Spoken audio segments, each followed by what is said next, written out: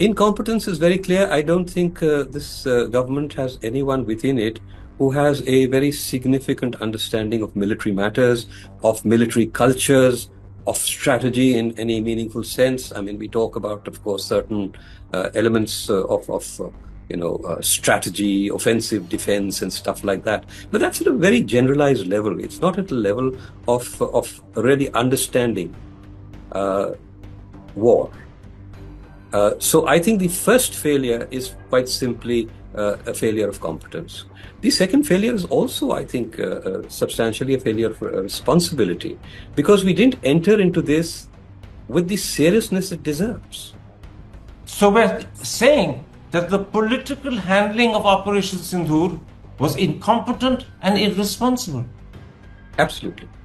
Underlying all this is this insatiable hunger for publicity. Everything that is done must be claimed, must be displayed. And that is the gravest weakness of this government. It's not as if we haven't done things across the border in the past under preceding regimes. But now everything that is done must be proclaimed and must be taken credit for at the highest levels of leadership. And that is going to be our undoing. 2 weeks after the 4-day conflict ended, we addressed critical questions. Who ended up with the upper hand, India or Pakistan? Has India done enough to deter the Lashkar-e-Taiba and the Jaish-e-Mohammed, or should we expect more terror attacks after a pause? And how should we view India's new doctrine of deterrence? Is it an assertion of India's strength, or could it make the subcontinent inherently insecure and unstable? Those are the issues I shall discuss today with the Executive Director of the Institute of Conflict Management, as well as the South Asia Terrorism Portal, Ajay Sani. Dr. Sani, let me start with the question they're asking both in India and Pakistan. As you assess the situation 2 weeks after the 4-day conflict ended, who emerged with the upper hand? General Huda claims Operation Sindoor has been a resounding success for India, whilst the Pakistanis have elevated their army chief to field marshal rank out of gratitude. So who emerged with the upper hand, India or Pakistan? I think both of us are losers at this stage. Essentially, this is not to be measured in terms of how many people we killed there or how many people were killed on this side. This is not to be measured by the military equipment or the air equipment lost, the damage inflicted. It is to be measured by the environment we have created through this single action. And that environment is going to promote a permanent instability between India and Pakistan, which is going to benefit others, but is not going to benefit either nation. So as far as the conflict itself is concerned, I think, the very fact that both sides can declare victory gives you an idea of the nature of this conflict. It was not intended to inflict anything significant in terms of harm on either side. It was intended essentially for domestic audiences. And each domestic audience is captive to its own country's captive media.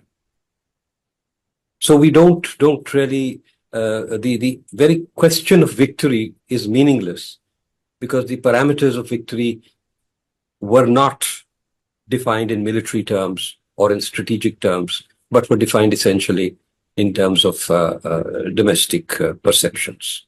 The Indian Home Minister has claimed that we've killed at least 100 terrorists.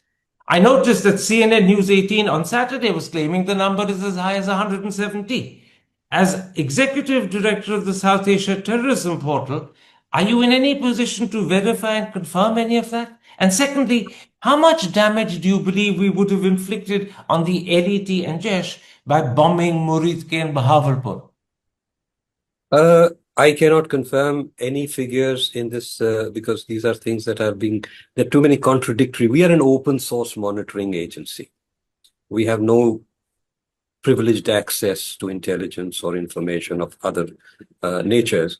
And where the numbers are disputed by the conflicting parties, it becomes very difficult for us. We have to wait a fairly long time before a consensual number emerges. That consensual number may not be correct. So you must understand that there are limitations to any open source data gathering effort. Has it done any lasting damage to these groups? The answer is absolutely not. No quantum of physical damage, of material damage, would be sufficient to actually act as a deterrent for these groupings. Murid-K and Bahawalpur will be the headquarters at Murid-K and Bahawalpur are likely going to be rebuilt, probably with significant government allocations, but also by a massive amount of monies that these groups are able to generate from public donations, foreign donors. There is no problem maintaining the levels of investment in these enterprises of terrorism at the level at which they currently are, or even at a slightly enhanced level. So there's no problem. The loss of life is meaningless. You have not hit any truly high-value target. Yes, you've managed to get a couple of middle-level leaders. The brother and brother-in-law of Masood Azhar are among them. But this is not in any sense a crippling blow. And as far as lower cadres are concerned, they are eternally replaceable. You're saying 3 or 4 very important things, and I'll repeat them so that I can make sure I've understood them correctly and the audience has as well. To begin with, we have no confirmed idea of the number of terrorists killed. The claim made by the Home Minister that we've killed 100 is just that. It's a claim. We have no confirmation of it as yet. Secondly, these are low-level or medium-level people. They're not the highest and most important. Thirdly, even though we've seen fairly dramatic footage of the damage done in Murid-K and Bahawalpur, you believe that these can be rebuilt fairly easily, probably with government funds or with public funds that they can generate. In other words, you don't believe lasting damage has been done to either the LET or the Jaish-e-Mohammed. Absolutely. I don't think any lasting damage has been done. If anything, we have initiated a process of adaptation. While I say that Murid-K and Bahawalpur will be rebuilt, and this has already been announced, I do not think that they will re-emerge as visible centers of terrorism. The terrorist groups will realize that while this time they were hit with ample warning, as a result, most of the areas had already been cleaned of cadre. The next time there could be a surprise attack, an unannounced attack. If that happens, they could lose people. So what they are going to probably build is both these groups maintain very large front organizations and public service organizations and madrasas and other various charitable operations, so-called charitable operations and religious activities. And those overground activities will be centered in these areas. The terrorists themselves and the leadership particularly will be driven very much deeper underground. So the next time you're looking for targets, you may find them a little harder to find. That's very interesting. It may be more difficult for us next time around to locate the actual terror targets than it was this time. Yes. Now, we've also seen satellite images of the damage done to Pakistani air bases in places like Chaklala, Rahim Yar Khan, and Sargodha. The Indian Express quite separately has claimed that 20% of Pakistan's Air Force infrastructure has been destroyed. So let me ask you, first of all, how serious is the damage done to the Pakistani Air Force bases? Is there any way of knowing for certain? And secondly, has 20% of Pakistan's Air Force infrastructure been destroyed as the Express has claimed? Or is that a bit exaggerated? Well, the very expression "a bit exaggerated" is a bit exaggerated. I mean, it's a ludicrous claim. Mostly what we have seen is not the destruction of core assets. There may have been a couple of strikes where they have, in fact, managed to hit their air defense systems. But by and large, what we've seen is runways having been blown up and things like that. Though those things are not of any great cost. Yes, the fact that we were able to, shall we say, hit more of their critical air assets as compared to the second cycle of their retaliation against us tends to sort of confirm that we probably dominated the escalation cycle after the first confrontation on the seventh night. So even if we have done more damage to them, and this will be something that will have to be debated in very strong technical terms, of which I am not really capable of doing. I don't think it really matters, because the scale of damage is not what matters over here. The scale of damage is not sufficient to be decisive in the future policies or strategies of either side. What will be studied is the tactical dominance, the technological balance between the two countries, the patterns of response by the two countries, and there will be again a process of adjustment, a process also of weapons acquisition to deal with the strengths of the adversary and our own weaknesses on both sides. But that's what matters. Yes. But it seems to me you're saying that the real achievement is we got through their air defenses and were able to hit their Air Force bases, but the level and nature of the damage done to those Air Force bases may not be as great as we are pretending it is. It's certainly nothing even close to 20% of their air assets. Nothing even remotely close to their air assets. 20%. Now, the Prime Minister has told the country that the ceasefire happened because the Pakistani DGMO rang promising to stop terror and pleading for a ceasefire. He's also said that Operation Sindoor is only paused and not concluded. How do you view both these claims, and do they suggest that the ceasefire may not hold for very long? Well, first of all, the DGMO is in no position to make long-term commitments on Pakistan's core strategies on Jammu Kashmir. So he can make no commitment relating to the long-term trajectory of terrorism. Even if he does, these are not to be taken credibly. These decisions are the decisions of the collective military leadership of Pakistan. Of course, the now Field Marshal and Chief of Army Staff, but also the Corps commanders who meet and discuss these things. So anything the DGMO may have said in terms of strategic shift, and we have no way to validate what he said and what he did not say, but in terms of strategic shift, would be completely irrelevant to the actual trajectory of Pakistan's behavior. Can I ask quickly, is it likely that someone of the nature of a DGMO would ring up and promise an end of terror? I mean, is it his jurisdiction to do that? No, that's what I'm saying. It's not his jurisdiction. It's not his jurisdiction. And if at all he said something to this effect, which I am afraid we have no way of verifying, if he said something, he was way beyond his pay grade. His words are meaningless. And that underlines the fact that this is not a permanent ceasefire by any stretch of the imagination. Well, it's not a permanent ceasefire by the very declaration the Prime Minister made. He said Operation Sindoor is only in suspension. That it is, in fact, now the new normal.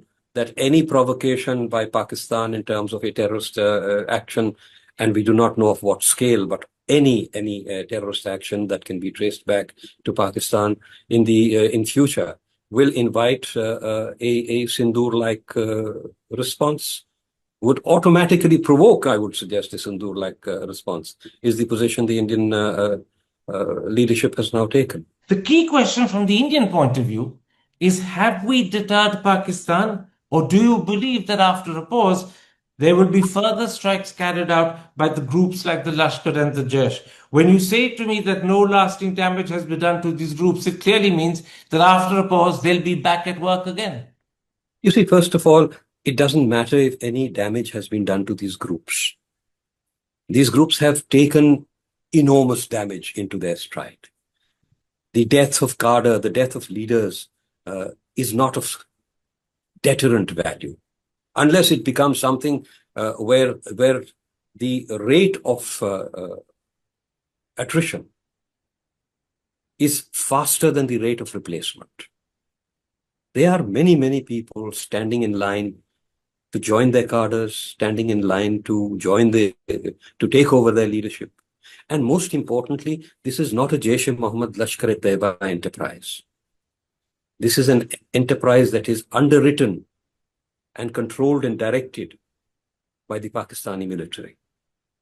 There is no evidence whatsoever that the Pakistani military has abandoned its fundamental ideology and its strategic objectives of recovering control of what they call the core issue, what they call their jugular vein. So to believe that this episodic intervention on India's part, however effective or otherwise it may be judged to be, is going to abruptly transform Pakistan's strategic behavior.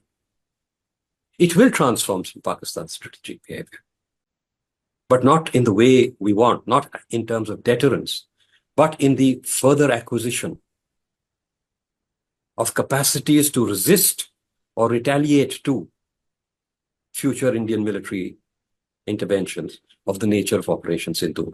And also I would like to suggest is that Operation Sindoor as a new normal doesn't really tell us anything. We can't keep repeating what we did. So we would essentially be talking about Operation Sindoor being the new normal as a military retaliation to a terrorist action. But the character of that military retaliation is not defined by Operation Sindoor and would necessarily be escalatory, would have to be greater and greater on each iteration if it is to have any deterrent or any deterrent pretensions. I won't even say deterrent impact. But you're making a very important point in that answer. Far from actually deterring the strategic thinking of the Pakistan army, which is the real problem, not the Lashkar and the Jais. They are just operatives on behalf of the army. Far from deterring the strategic thinking of the Pakistan army, you believe the Pakistan army will be adding capacity to their ability to hit us, and therefore the problem could get worse, not better. I think so. I think they are very much in the process of acquiring far greater military capabilities from their friends, particularly China, possibly Turkey. Turkey's contributions to the last cycle of operations has not been very successful, but the Chinese support, weapon support, has been extremely important in the Pakistani response. And all reports indicate that China is already committed to a far more vigorous support. You know, Pakistan is a great investment for China in this sense. First of all, they get to test all their weapons, they get to showcase all their weapon systems to the world. And already the world has taken notice. Secondly, what they are doing is without any losses to themselves in terms of life or significant material, what they are doing is securing their strategic objectives in the South Asia region, which is to contain India through their support to Pakistan. So Pakistan will do whatever fighting is necessary, and India will suffer the consequences. And a third factor is that the demonstration of their weapon systems will bring them enormous financial returns. People are across the world now. Whether or not and how successful these have been is yet to be, and why they have been successful is yet to be deciphered. But there is a clamor for the acquisition of Chinese weapon systems across the world today. The Chengdu Aviation Corporation, I believe is the name, which is the manufacturer of the J-10 planes that were employed by the Pakistanis. Their share prices have risen enormously in the wake of this operation. So China gets multiple benefits. Pakistan is happy to lose a few hundred or a few thousand of its excess population periodically. And India is effectively contained in a situation of permanent warlike preparation, which is going to be very expensive, and occasional, at least, conflagration, which is going to dampen its economic growth, which we believe is the most important element of our of the developmental cycles, and which China seeks to contain, From what you're saying, it sounds very much as if China gains, Pakistan gains, but India is the one that's pushed into a corner and doesn't gain at all. In fact, we could suffer economic loss of growth. Absolutely. I don't think Pakistan gains so much. Pakistan gains in a very short-term perspective.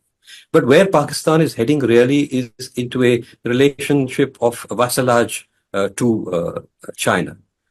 In fact, whatever we do, Pakistan will inevitably head into vassalage as far as China is concerned, because the relationship of such closeness between two such unequal powers will always be a relationship of extreme dependence. So in the long term, I think Pakistan will be losing enormously in its choices that it is making, both in terms of its conflict with India and in terms of its growing dependence on China. But China will definitely gain. India is definitely losing. We are being seen, and will, with each iteration of this operation, or this new normal Operation Sindoor, with each iteration we will be seen as a more unreliable and unstable and uncertain power. Nobody is going to bring in large quantities of FDI. Nobody is going to shift manufacturing to a country that is forever on the edge of near war or war itself. In which case, let me ask you this. India has said that it will view every act of terror as a declaration of war. You already explained to me this is not going to deter the elite in Jesh. It's certainly not going to make Pakistan change or forsake its strategic thinking. So will this particular posture by India only make the subcontinent inherently insecure and unstable, whilst adversely affecting FDI flows into our country and adversely affecting how the world looks upon India as an economic opportunity? Absolutely. Absolutely. We have created, through our rhetoric and our postures, a situation that makes India look, shall we say, like a very excitable and unreliable partner. A partner, as I said, forever on the edge of near war or operations other than war, military operations other than war, which nobody wants to be party to. No country seeking investment, growth, no corporation seeking investment and growth would like to come to a country which is forever on the edge of war, which we have declared ourselves to be. In which case, let me put you the three key elements of Mr. Modi's new doctrine of deterrence, which he announced on Monday the 12th, exactly 2 weeks ago. I want to ask you what you think of those three key elements as Executive Director of the Institute of Conflict Management. The first element is that India will respond decisively to any act of terror. The second is it will not submit to nuclear blackmail. And the third is it will not distinguish between terrorists and governments that sponsor or shield them. How do you, as Executive Director of the Institute for Conflict Management, view this new doctrine of deterrence? There are no doctrines of deterrence. Deterrence is a strategy or an action, and strategies and actions have to be backed by capacities and capabilities. Our problem is we see this as a discrete issue of response to particular incidents. 2016 we responded, 2019 we responded, 2025 we responded. Each time the response has escalated. How will it have deterrent value unless we are fully committed, both in terms of the acquisition of capacities and the scale and character of response? Take Sindoor. Were we fully committed to the response? Were we fully committed to avenging the Baisaran Maidan massacre? If we were, Why would we inform Pakistan before the operation of what we were going to do? Karan, if you or I or any citizen of India leaked such information in a situation of war to the enemy, we would be shot out of hand for spying. Even in a situation of operations other than war, as Sindoor was, we would be guilty of the highest possible form of treason and would earn ourselves very long terms in jail. And yet, we officially communicate this information. What does this information do? It puts the adversary on the highest levels of alert. It ties our own forces down. It ties their hands behind their back. We were told that the armed forces have been given a free hand. What is a free hand when you tell them they can't touch military targets? What was the impact on the reaction time? Can I at that point interrupt and point this out? Officially, the Indian Foreign Ministry has actually issued a statement that, in fact, Mr. Jaishankar has been deliberately misunderstood by Rahul Gandhi. The ministry says that, in fact, India did not inform Pakistan of Operation Sindoor before the attacks, but immediately after the attacks, that our intention was only to hit terrorist targets and there was no need for them to retaliate. Of course, as the Foreign Minister added, they didn't take what he called good advice. But have you seen the Foreign Minister's statement? It's you can deny it as much as you like. I don't pay too much attention to what Rahul Gandhi says. I've seen the statement by the External Affairs Minister, and he says it very clearly. Before the operation started, we told Pakistan. How can you tell Pakistan what you're going to do? How can you do that? Do you know the risks you are imposing on your own fighting men? Of which costs have most likely been paid. We do not admit them. But you will remember Air Vice Marshal Bharti's statement that this is a combat scenario. In a combat scenario, there will be losses. So some losses have been suffered by the Air Force. What those are, I am in no position to define. And you believe that those losses are perhaps directly related to the fact that allegedly we informed the Pakistanis before we undertook Operation Sindoor what we were proposing to do? Both that we informed the Pakistanis and the consequences of the limitations placed, operational limitations placed on the Air Force and the responding forces. The limitations being don't strike military targets. Absolutely. So if you tell me that I cannot strike military targets, but I must go deep into the adversary's territory and strike targets there, I don't have to cross the border. They didn't cross the border or the LOC. But we are hitting them 100 kilometers into their territory. Why will they not hit us a few kilometers into ours? And please understand, one thing that is not even begun to be understood is the sheer enormity of what has been done here by the Indian state. We are talking about weapon systems that travel at speeds of Mach 3, Mach 5. The reaction time available after the weapon leaves its source is a second or a second and a half, 2 seconds, when we are talking about distances of 100 kilometers or more. A second, 2 seconds, 3 seconds. And you've already told me that I cannot disable the systems that are going to release this reaction. You are already telling the adversary that I am going to be sitting there. So he is fully prepared. I have not even that necessary moment of surprise. I cannot begin to comprehend the enormity of what has been done. Then let me ask you this question. By putting fetters on our military by saying you cannot strike military targets, you can only strike terrorist targets, and by forewarning the Pakistanis in advance, as allegedly it seems the foreign minister claimed, is this an example of incompetence of our politicians or irresponsibility? Because clearly it's not a sensible way of handling matters. So which is it? Incompetence or irresponsibility or both? I would suspect both.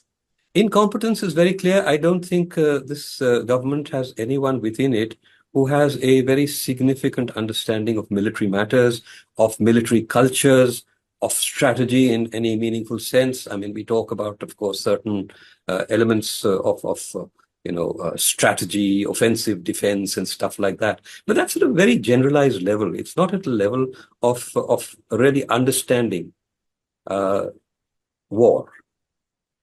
So I think the first failure is quite simply a failure of competence. The second failure is also, I think, substantially a failure of responsibility, because we didn't enter into this with the seriousness it deserves. I mean, I get the sense that this was some sort of thing they thought that they'd do a T20 match fixing kind of a thing. I'll tell Pakistan, and then Pakistan will come and hit some insignificant target on my side. They can go home happy, and we can go. You are not beginning to recognize, even in such a situation, that you are going 100 kilometers into the adversary's territory with lethal intent. You are meaning to kill and have killed and are claiming to have killed 100 people. You are doing this to inflict vengeance for that terrible slaughter at Baisaran Maidan. And yet this is your orientation? Oh, that we told Pakistan that, look, we're not going to do anything to your military targets, and underlying presumption being that you can also hit us back and not hit our military targets. Who thought this through? Who thought this through? So we're saying that the political handling of Operation Sindoor was incompetent and irresponsible. Absolutely. I have no doubt of that. But the Prime Minister has actually claimed that after 4 days, the Pakistani DGMO rang up pleading for a ceasefire.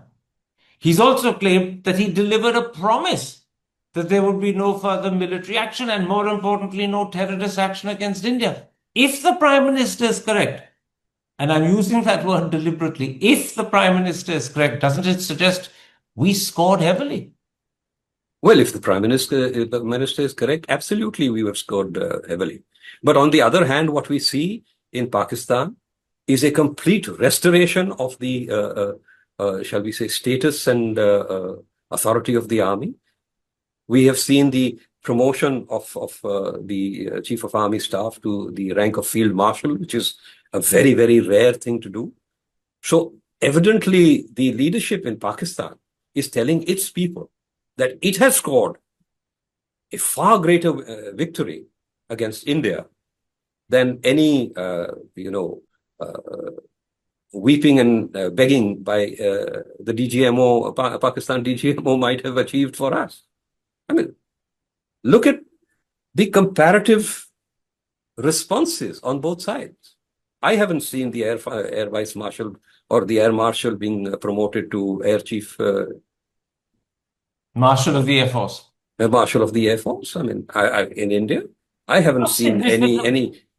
How significant is the promotion General Munir got, and how significant is the belief that the standing and popularity of both the Pakistan Army and the Pakistani Army Chief have been hugely strengthened in public eyes in Pakistan? How significant are both? I think they're very significant, but they are not of permanent significance. You see, Pakistan's internal difficulties, the conduct, the behavior of the army, the progressive challenge of military authority by insurgent and terrorist groupings, all these will eventually reassert themselves. So the army in a year or so will be back to where it was. The political opposition to the army is very real. The offenses against the PTI and especially against Imran Khan, including his alleged rape in prison by an army officer, all these are things that are going to reassert themselves, but temporarily. From a situation of an acute crisis of confidence in the Pakistan army, we have now come to a situation of a, shall we say, overflow of public support to that same army in days. A complete transformation. You've created military heroes, you've created heroes in the Air Force. And this was one of the, I think, unfortunate, unintended consequences where we should be working towards weakening the state, weakening the army, and weakening Pakistan as a economy.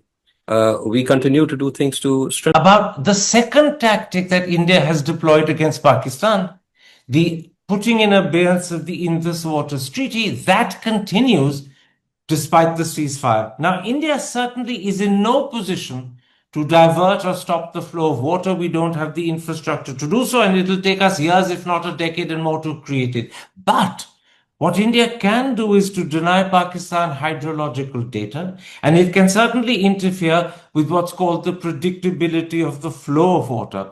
And the Indian Express has already on its front page said a couple of days ago that India plans to flush the Salal and Baglihar dams on the Chenab every month.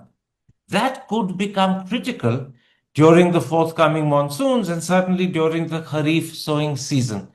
If all of that happens, how do you think Pakistan will respond? Because the Indus waters amount to 80% of Pakistani agriculture, and I'm told if you add the electricity component, it's pretty close to 25% of Pakistan's GDP. So how will Pakistan respond to this far more serious threat? I think, first of all, we must understand that the immediate threat, while real, is limited. Number two, I think this is one of the most productive elements in terms of the Indian interest of policy or strategy that India has announced. You said that even if we are to divert water flows and all, this is going to take years. And this is a point that I must constantly emphasize. We seem to forget we've had Pakistani sponsored terrorism in Jammu Kashmir for 35 years, another 15 years in Punjab. We've had Pakistani mischief in India for all its existence, 78 years now. We've got to start thinking of this in terms of the years and the decades if we are to solve it. We can't keep on saying, oh, they did this, so we'll beat them up for a day and then go back to normal. This has to be a long-term strategy. And I think this is a very important element of that long-term strategy. Now, the question is, how do we execute this strategy? Now, the one thing this government doesn't seem to understand or realize is that these must be covert operations, overwhelmingly. The enemy will know what we are doing. But if you announce it in the Indian Express every other day, you first of all give the adversary instrumentalities to seek foreign intervention, to seek international judicial entities to intervene, to seek UN intervention. The damage you will be doing will be significant but marginal. They will manage it. They will not be under any extraordinary pressure to retaliate unless you keep on tom-tomming this. And that is what is the danger. We must rely more and more and more on covert operation and deniable operations if we are to do serious and sustained harm to the Pakistani system. Otherwise, we will push everything towards internationalization. And that is the last thing we should be looking for. Once again, by informing the Indian Express, quite clearly someone in officialdom did inform the Indian Express that we will be flushing the Baglihar and the Salal dams once every month. We are behaving irresponsibly and incompetently because we are forewarning the Pakistanis we intend to do this and giving them an opportunity to be ready and prepared for it. This is a bit like the allegation that Mr. Jaishankar informed the Pakistanis in advance of Operation Sindoor. This is another example of incompetence and irresponsibility. You see, underlying all this is this insatiable hunger for publicity. Everything that is done must be claimed, must be displayed. And that is the gravest weakness of this government. It's not as if we haven't done things across the border in the past under preceding regimes. But now everything that is done must be proclaimed and must be taken credit for at the highest levels of leadership. And that is going to be our undoing. Because the consequences, I mean, as we talked about the stabilization of the Pakistani's military's position in Pakistan, and the abrupt stabilization that consequently follows in Pakistan itself. All of Pakistan today is in this state of warlike mobilization, where they're willing to accept everything the government is doing. Not what we want. We don't want the people of Pakistan to be satisfied with their government or happy with their government. But we have produced precisely that effect. So as long as we carry on engaging in operations and actions in the open, we will attract more and more unwanted consequences. I believe our best options are covert.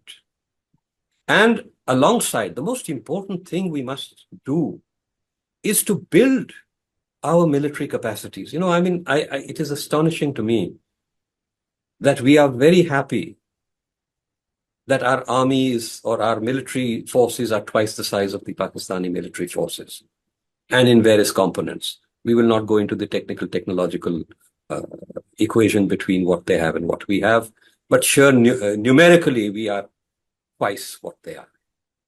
Why should we be twice what they are? We have a population 5 times their population. We have a GDP 10 times their population, almost 11 times their GDP.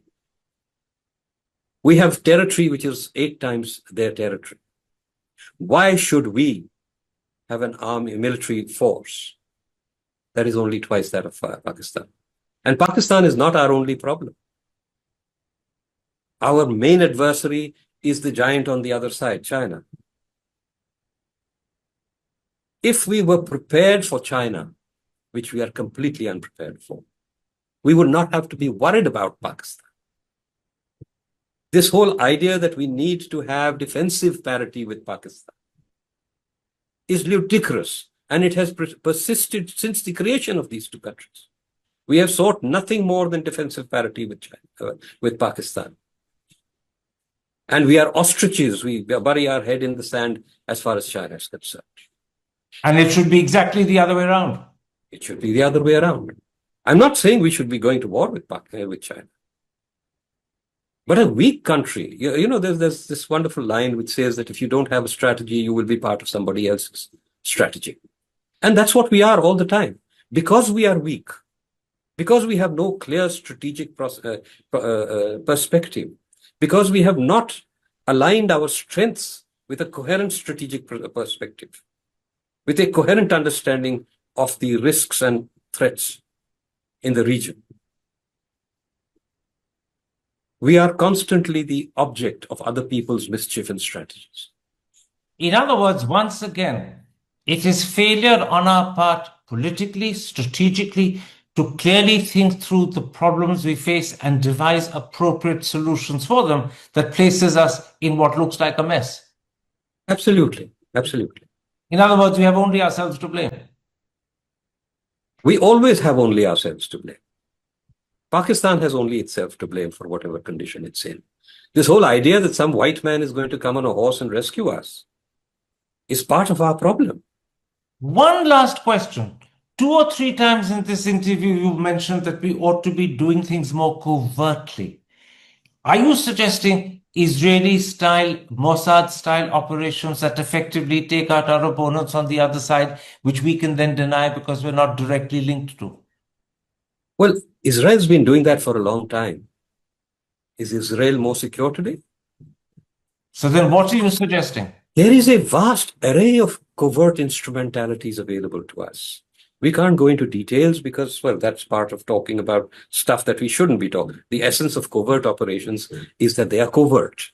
But I can tell you that in broad terms, they include every possibility of intervention, economic, political, to exploit the weaknesses of the adversary to undermine the strengths of the adversary. How do you do that? You do that by studying the adversary, seeing where his political vulnerabilities are, and interceding in ways that will increase his political vulnerabilities. It's a corrupt nation. All nations are corrupt. Leaderships can be corrupted. They can be bought over. There is an information war to fight. We are screaming constantly 24 hours a day on television. But none of this actually is addressed to the Pakistanis. Information war is not against the people of Pakistan. It is an Indian information war directed to the, or against the, whatever way you would like to interpret it, the people of India. But once again, you're saying something very important, Dr. Sani. There are a whole multitude of covert options available to us. You've described what they are without going into, understandably, the details of them.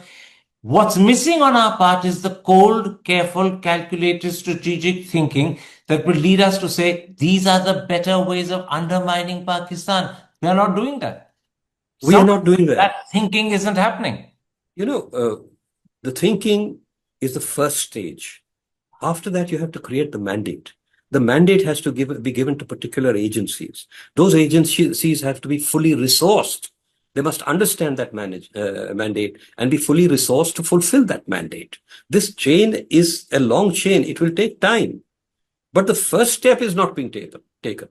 The first step of thinking and designing that mandate has never been taken. And this is something, you know,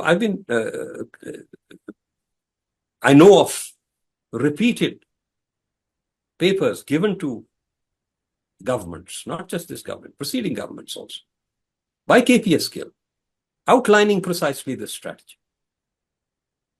Right, from they were ignored. They disappear into whatever the government, and these were given or sent to people at the highest level.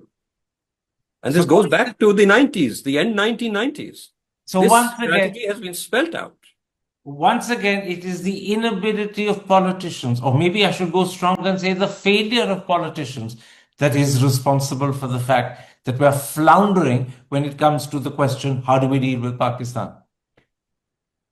It is completely their failure.